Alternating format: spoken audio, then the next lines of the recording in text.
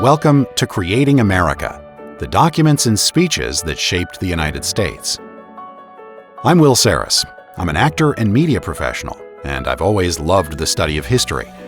I was thinking recently about the 250th anniversary of the Declaration of Independence and the founding of the United States, and I realized that often I know about various speeches and documents that shaped the history of the U.S., but I've never actually read them. And I thought that likely many of you were in the same place. In addition, many of these texts were meant to be heard more than read, especially in the case of speeches, since many of the people were illiterate. And I'm a voice actor, so I hope I can not only bring you the text of the document or speech, but make it come alive. So what I want to do is simply read to you these speeches and documents. Many of them are well known, others are only known by name, and others are almost entirely forgotten in the public consciousness. Some are inspirational, others will probably shock you. A few quick things before we get going. I'm interested in and have studied history over my lifetime, but I'm not a historian. So while I will provide some context for each speech or document, I will offer little commentary other than to point you to respected historians who can give you some insight every once in a while. Many of the most famous documents and speeches were written by white men, but I want to try to bring in other diverse voices as we go. The country has always benefited from a diversity of opinions, and that should be reflected here. So I've tried to organize this somewhat chronologically. However, I'm sure I'll miss things that many of you think are relevant or that I simply don't know exist. And that's okay. Contact me, and I'll try to bring in those texts as well as we go. The email address is creatingamericapod@gmail.com. It is my hope that as you listen to these documents and speeches, you will gain an appreciation of what our country was, why it is the way it is, and what it hopes to be. As a quick reminder, we're going to hear the next part of Thomas Paine's Common Sense, one of the most widely read books per capita in American history, and one of the first publications to advocate the idea of independence as opposed to reconciliation with Britain. I'd encourage you, if you haven't, to listen to the last episode of this podcast, where we read the previous section of the pamphlet, titled The Origin and Design of Government in General, with concise remarks on the English Constitution, and of monarchy and hereditary succession. We continue this time with 3. Thoughts on the present state of American affairs. In the following pages, I offer nothing more than simple facts, plain arguments, and common sense, and I have no other preliminaries to settle with the reader than that he will divest himself of prejudice and prepossession, and suffer his reason and his feelings to determine for themselves, that he will put on, or rather that he will not put off, the true character of a man and generously enlarge his views beyond the present day. Volumes have been written on the subject of the struggle between England and America. Men of all ranks have embarked in the controversy, from different motives and with various designs, but all have been ineffectual, and the period of debate is closed. Arms as the last resource decide the contest. The appeal was the choice of the king, and the continent has accepted the challenge. It hath been reported of the late Mr. Pelham, who though an able minister was not without his faults, that on his being attacked in the House of Commons on the score that his measures were only of a temporary kind, replied, "They will last my time." Should a thought so fatal and unmanly possess the colonies in the present contest, the name of ancestors will be remembered by future generations with detestation. The sun never shined on a cause of greater worth. 'Tis not the affair of a city, a county, a province, or a kingdom, but of a continent, of at least 1/8 part of the habitable globe.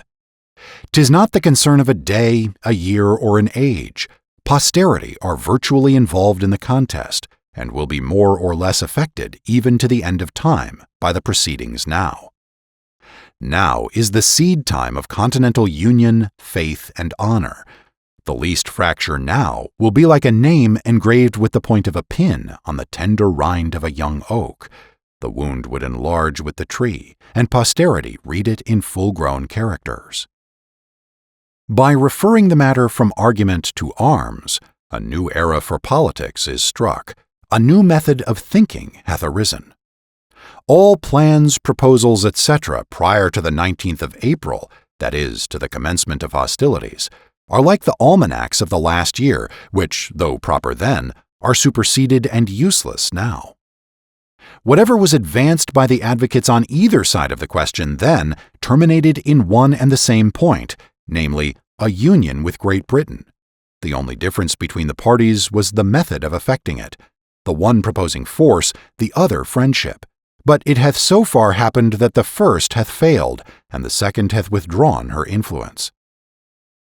As much hath been said of the advantages of reconciliation, which, like an agreeable dream, hath passed away and left us as we were, it is but right that we should examine the contrary side of the argument, and inquire into some of the many material injuries which these colonies sustain and always will sustain by being connected with and dependent on Great Britain.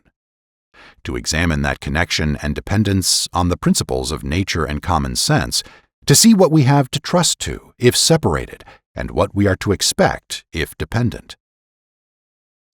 I have heard it asserted by some that as America has flourished under her former connection with Great Britain, the same connection is necessary towards her future happiness, and will always have the same effect. Nothing can be more fallacious than this kind of argument. We may as well assert that because a child has thrived upon milk, that it is never to have meat, or that the first 20 years of our lives is to become a precedent for the next 20. But even this is admitting more than is true, for I answer roundly that America would have flourished as much, and probably much more, had no European power taken any notice of her. The commerce by which she hath enriched herself are the necessaries of life, and will always have a market, while eating is the custom of Europe. But she has protected us, some say. That she hath engrossed us is true, and defended the continent at our expense as well as her own is admitted, and she would have defended Turkey from the same motive, namely for the sake of trade and dominion. Alas, we have been long led away by ancient prejudices and made large sacrifices to superstition. We have boasted the protection of Great Britain without considering that her motive was interest, not attachment, and that she did not protect us from our enemies on our account, but from her enemies on her own account, from those who had no quarrel with us on any other account, and who will always be our enemies on the same account. Let Britain waive her pretensions to the continent, or the continent throw off the dependence, and we should be at peace with France and Spain, were they at war with Britain. The miseries of Hanover last war ought to warn us against connections. It hath lately been asserted in Parliament that the colonies have no relation to each other but through the parent country, that is, that Pennsylvania and the Jerseys, and so on for the rest, are sister colonies by the way of England. This is certainly a very roundabout way of proving relationship, but it is the nearest and only true way of proving enmity, or enemyship, if I may so call it. France and Spain never were, nor perhaps ever will be, our enemies as Americans, but as our being the subjects of Great Britain. But Britain is the parent country, say some.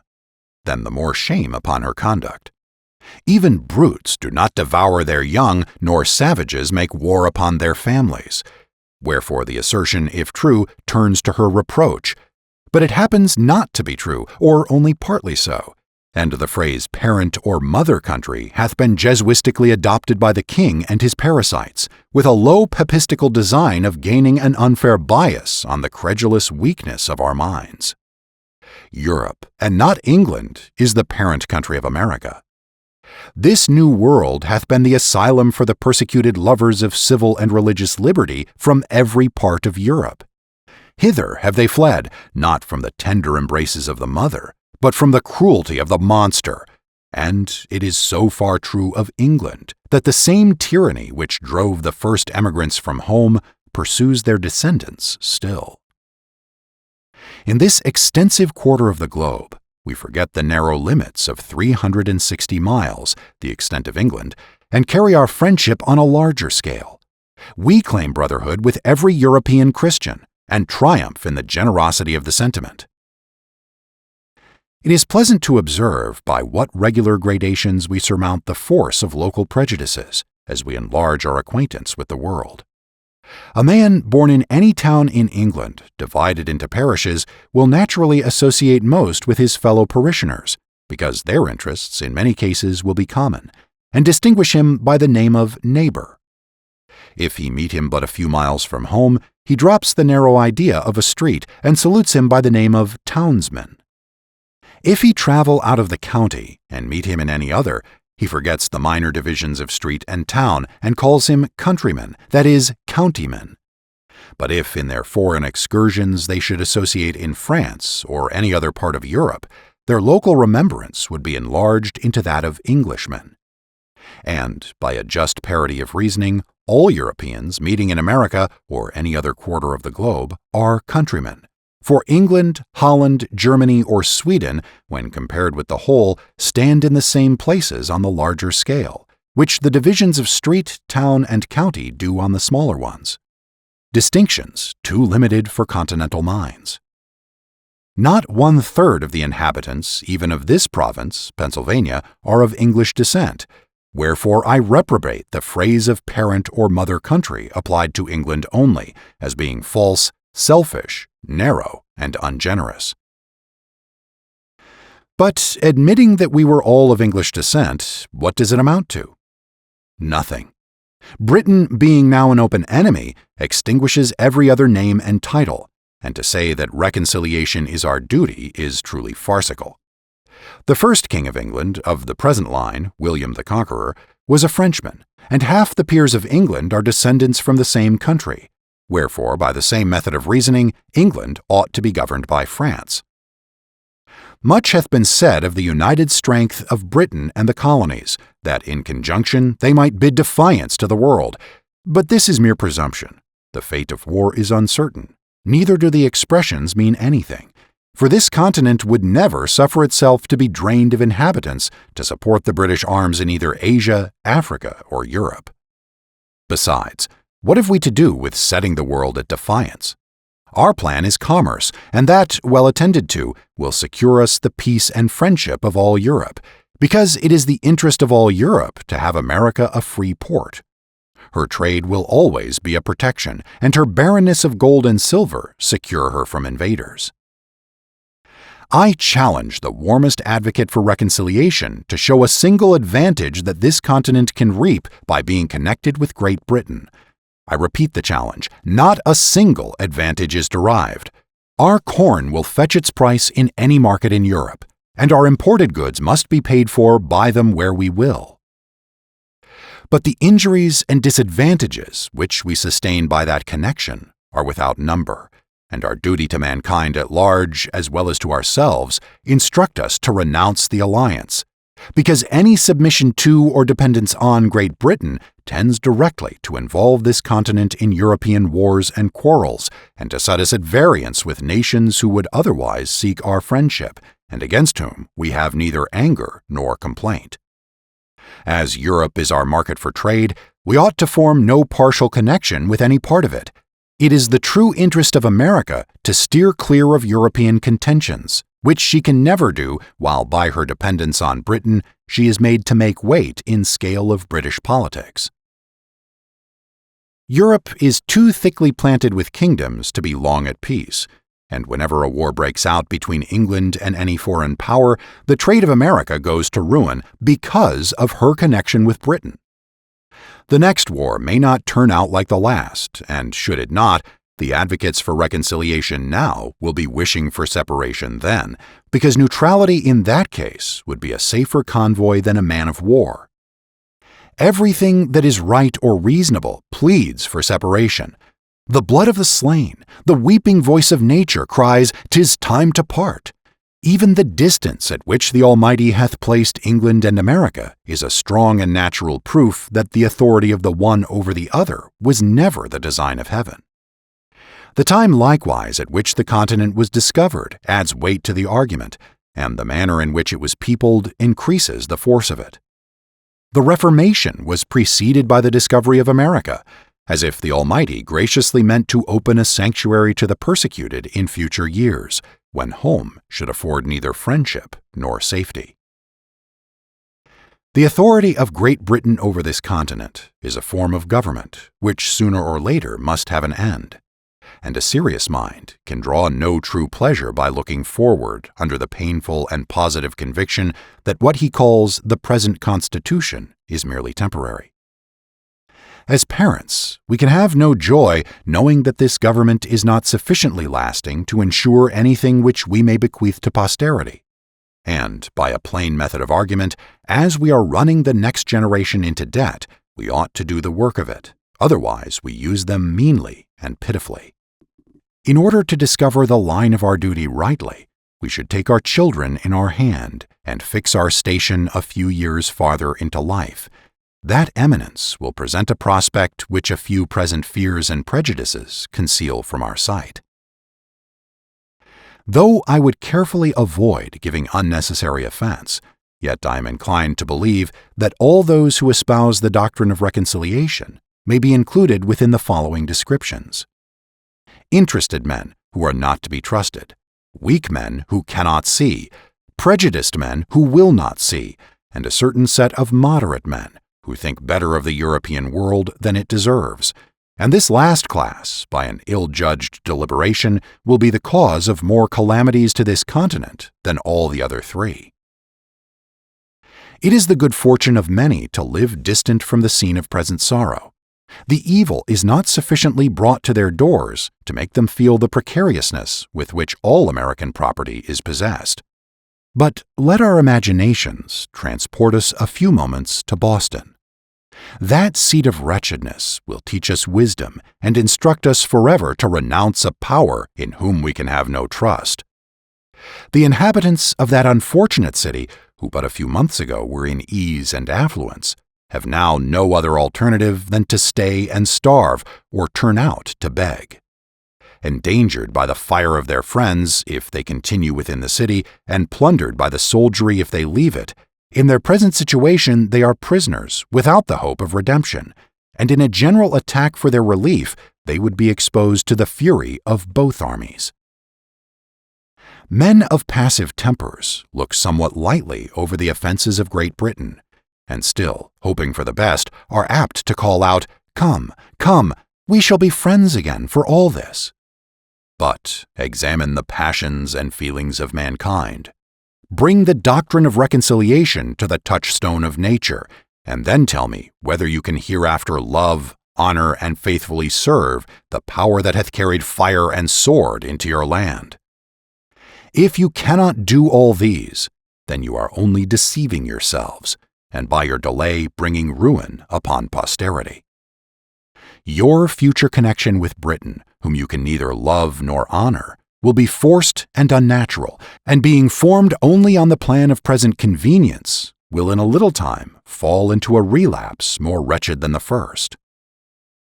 But if you say, "You can still pass the violations over," then I ask, hath your house been burnt? Hath your property been destroyed before your face? Are your wife and children destitute of a bed to lie on or bread to live on?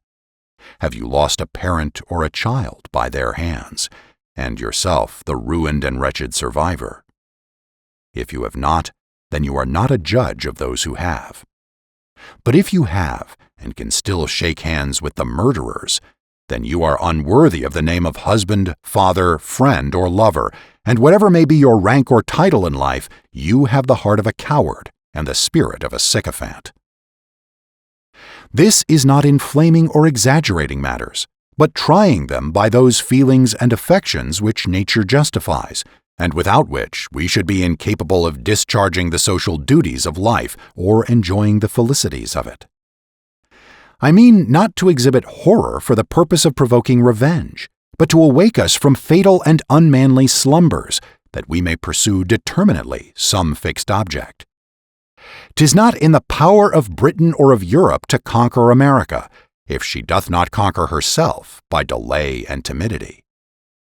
The present winter is worth an age if rightly employed, but if lost or neglected, the whole continent will partake of the misfortune, and there is no punishment which that man doth not deserve, be he who or what or where he will, that may be the means of sacrificing a season so precious and useful. 'Tis repugnant to reason to the universal order of things, to all examples from former ages, to suppose that this continent can long remain subject to any external power. The most sanguine in Britain doth not think so. The utmost stretch of human wisdom cannot at this time compass a plan, short of separation, which can promise the continent even a year's security. Reconciliation is now a fallacious dream. Nature hath deserted the connection, and art cannot supply her place. For, as Milton wisely expresses, never can true reconcilement grow where wounds of deadly hate have pierced so deep. Every quiet method for peace hath been ineffectual. Our prayers have been rejected with disdain, and hath tended to convince us that nothing flatters vanity or confirms obstinacy in kings more than repeated petitioning, and nothing hath contributed more than that very measure to make the kings of Europe absolute. Witness Denmark and Sweden. Wherefore, since nothing but blows will do, for God's sake, let us come to a final separation, and not leave the next generation to be cutting throats under the violated, unmeaning names of parent and child. To say they will never attempt it again is idle and visionary. We thought so at the repeal of the Stamp Act, yet a year or two undeceived us. As well may we suppose that nations which have been once defeated will never renew the quarrel. As to government matters, 'tis not in the power of Great Britain to do this continent justice. The business of it will soon be too weighty and intricate to be managed with any tolerable degree of convenience by a power so distant from us and so very ignorant of us. For if they cannot conquer us, they cannot govern us. To be always running 3,000 or 4,000 miles with a tale or a petition, waiting 4 or 5 months for an answer, which, when obtained, requires 5 or 6 more to explain it in, will in a few years be looked upon as folly and childishness. There was a time when it was proper, and there is a proper time for it to cease. Small islands, not capable of protecting themselves, are the proper objects for government to take under their care. But there is something absurd in supposing a continent to be perpetually governed by an island. In no instance hath nature made the satellite larger than its primary planet, and as England and America, with respect to each other, reverse the common order of nature, it is evident that they belong to different systems, England to Europe, America to itself. I am not induced by motives of pride, party, or resentment to espouse the doctrine of separation and independence. I am clearly, positively, and conscientiously persuaded that it is the true interest of this continent to be so, that everything short of that is mere patchwork, that it can afford no lasting felicity, that it is leaving the sword to our children and shrinking back at a time when a little more, a little further, would have rendered this continent the glory of the earth. As Britain hath not manifested the least inclination towards a compromise, we may be assured that no terms can be obtained worthy the acceptance of the continent, or anyways equal to the expense of blood and treasure we have been already put to. The object contended for ought always to bear some just proportion to the expense. The removal of North, or the whole detestable junto, is a matter unworthy the millions we have expended. A temporary stoppage of trade was an inconvenience, which would have sufficiently balanced the repeal of all the acts complained of, had such repeals been obtained.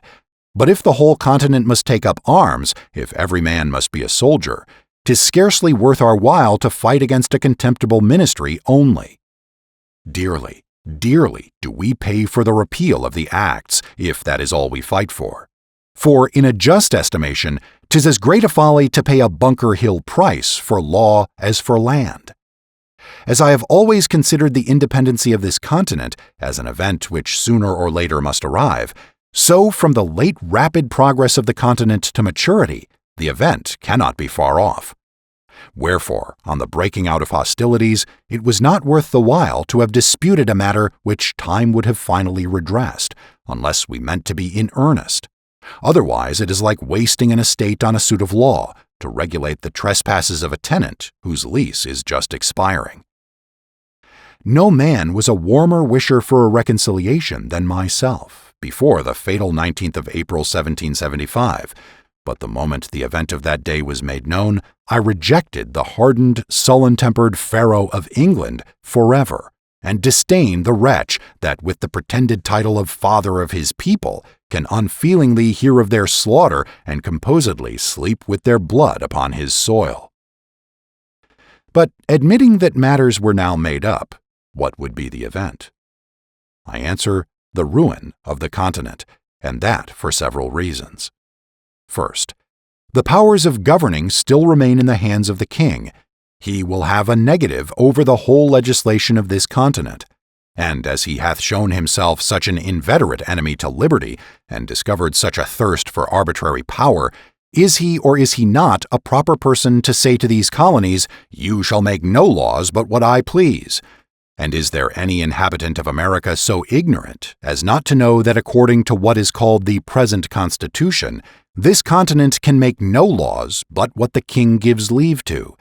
And is there any man so unwise as not to see that, considering what has happened, he will suffer no law to be made here but such as suits his purpose?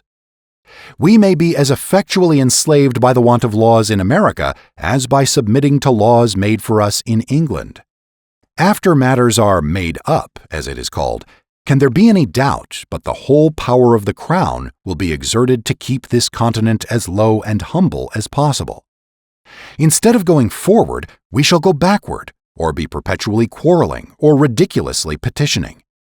We are already greater than the king wishes us to be, and will he not hereafter endeavor to make us less? To bring the matter to one point, is the power who is jealous of our prosperity a proper power to govern us?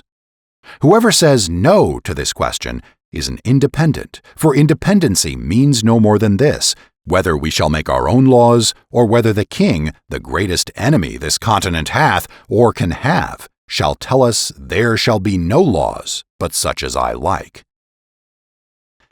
But the king, you will say, has a negative in England. The people there can make no laws without his consent. In point of right and good order, it is something very ridiculous that a youth of 21, which hath often happened, shall say to several millions of people older and wiser than himself, "I forbid this or that act of yours to be law." But in this place I decline this sort of reply, though I will never cease to expose the absurdity of it, and only answer that England being the king's residence, and America not so, makes quite another case. The king's negative here is 10 times more dangerous and fatal than it can be in England, for there he will scarcely refuse his consent to a bill for putting England into as strong a state of defense as possible, and in America he would never suffer such a bill to be passed. America is only a secondary object in the system of British politics.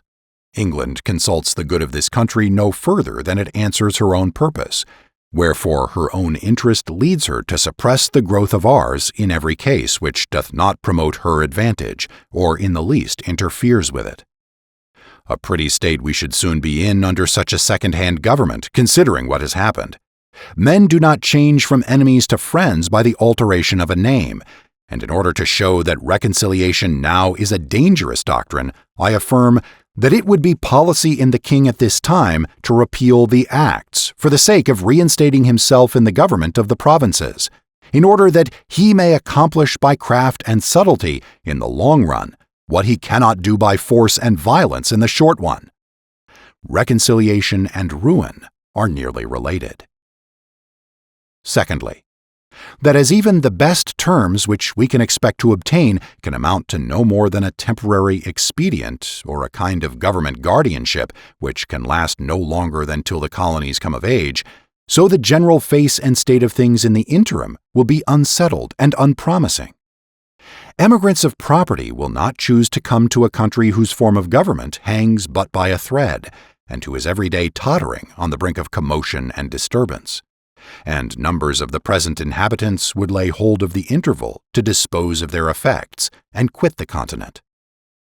But the most powerful of all arguments is that nothing but independence, that is, a continental form of government, can keep the peace of the continent and preserve it inviolate from civil wars.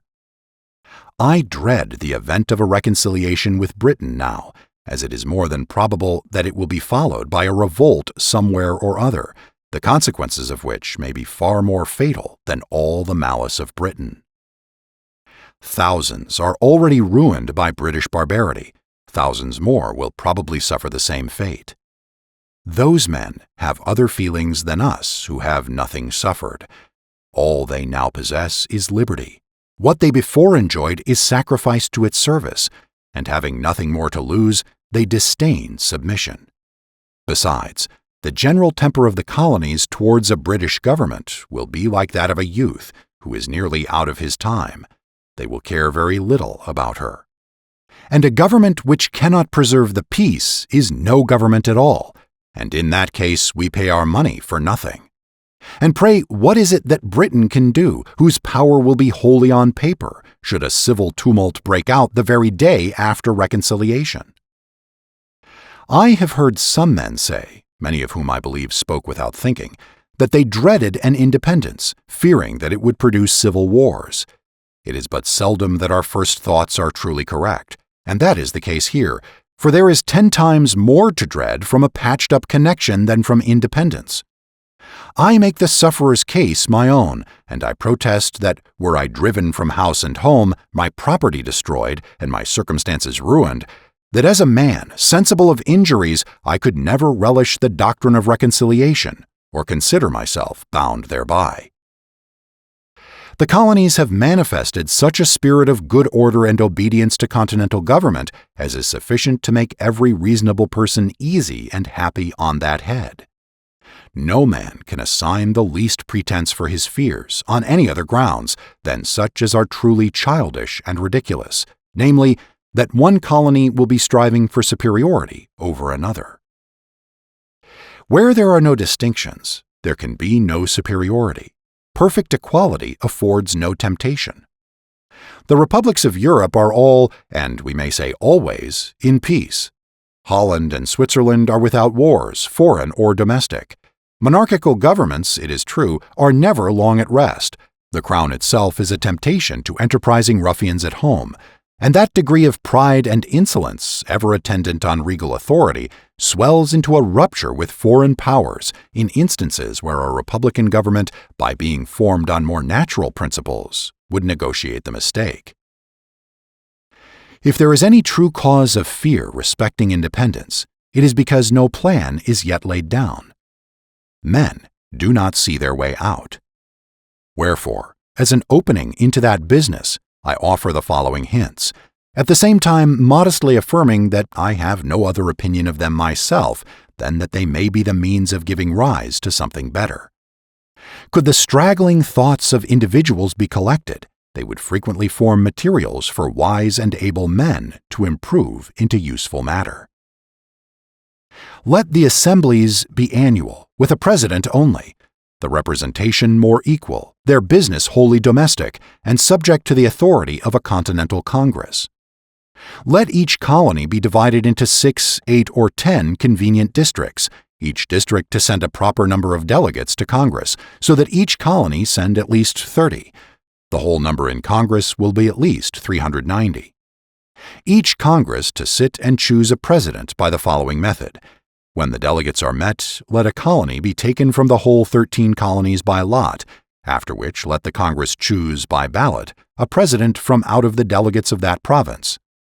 In the next Congress, let a colony be taken by lot from 12 only, omitting that colony from which the president was taken in the former Congress, and so proceeding on till the whole 13 shall have had their proper rotation. And, in order that nothing may pass into a law but what is satisfactorily just, not less than 3/5 of the Congress to be called a majority. He that will promote discord, under a government so equally formed as this, would have joined Lucifer in his revolt. But as there is a peculiar delicacy from whom or in what manner this business must first arise, and as it seems most agreeable and consistent that it should come from some intermediate body between the governed and the governors, that is, between the Congress and the people, let a continental conference be held in the following manner, and for the following purpose. A committee of 26 members of Congress, namely 2 for each colony, 2 members from each House of Assembly or provincial convention, and 5 representatives of the people at large, to be chosen in the capital city or town of each province, for and in behalf of the whole province, by as many qualified voters as shall think proper to attend from all parts of the province for that purpose. Or, if more convenient, the representatives may be chosen in 2 or 3 of the most populous parts thereof. In this conference thus assembled will be united the 2 grand principles of business, knowledge and power. The members of Congress, assemblies, or conventions, by having had experience in national concerns, will be able and useful counselors, and the whole, being empowered by the people, will have a truly legal authority. The conferring members being met, let their business be to frame a continental charter or Charter of the United Colonies, answering to what is called the Magna Carta of England, fixing the number and manner of choosing members of Congress, members of Assembly, with their date of sitting, and drawing the line of business and jurisdiction between them, always remembering that our strength is continental, not provincial, securing freedom and property to all men, and above all things the free exercise of religion, according to the dictates of conscience, with such other matter as it is necessary for a charter to contain.